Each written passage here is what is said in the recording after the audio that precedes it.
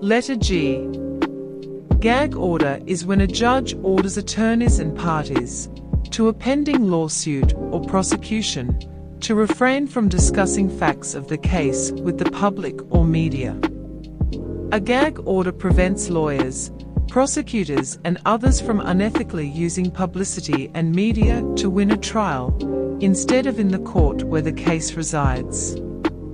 Using media is sometimes called using the court of public opinion. Gag orders are also given to limit potential jurors from exposure to information which could affect their ability to be impartial.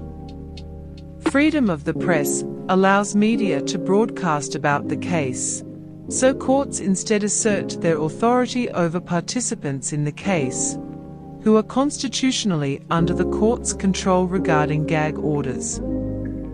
General damages are monetary, money, remedies for injuries suffered or breach of contract cases, where it is impossible for courts to accurately decipher the total loss in currency and therefore have to do the best they can with general damages.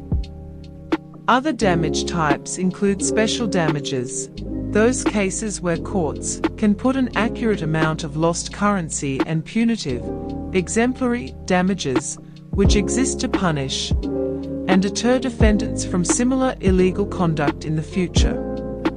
Good cause is a legally sufficient reason for an action by a judge, lawyer, or other participants in a case, such as law enforcement personnel, or even citizens. Good faith is honest intent to act without taking an unfair advantage over another person, or to fulfill a promise to act, even when some legal technicality is not fulfilled. Opposite of bad faith defined under letter B.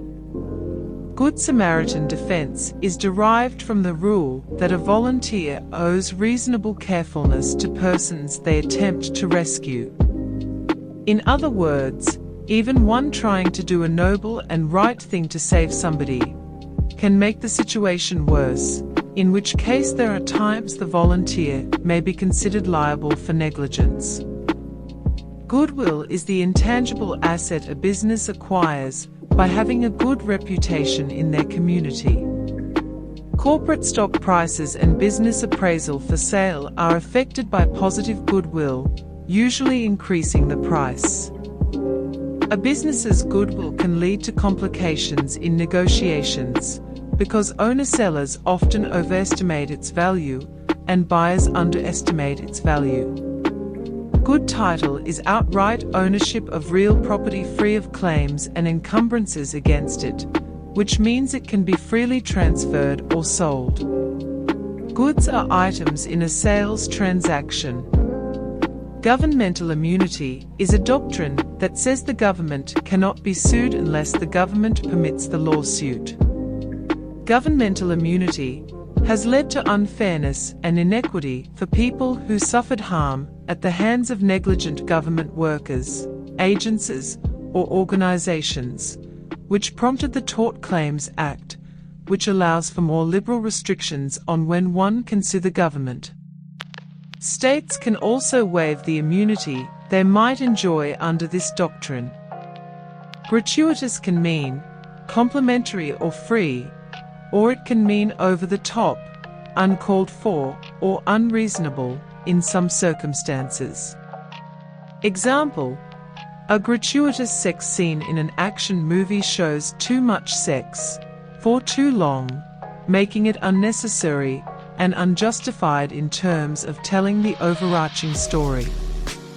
Gross negligence is reckless disregard for others' safety, so wanton means deliberate and unprovoked. It is considered an egregious deviation from acceptable or reasonable conduct. Courts often remedy gross negligence by general or specific damages on top of punitive damages. Guardian: a person is a person a court appoints to care for either a minor or an adult who lacks required competency. A guardian is granted certain rights to manage the minor or the incompetent adult's matters and activities.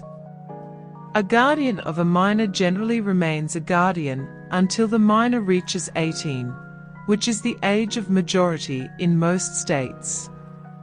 Guest.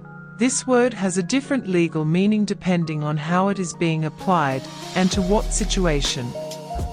In torts, guest generally refers to a person who is welcomed into the home of a tenant with the intent to leave the premises at the tenant's discretion. It could also have to do with hotel guests, which brings up an important factor, whether the guest is a paying guest or not. If the guest is a paying guest, they may enjoy more rights than one who is not a paying guest under certain circumstances.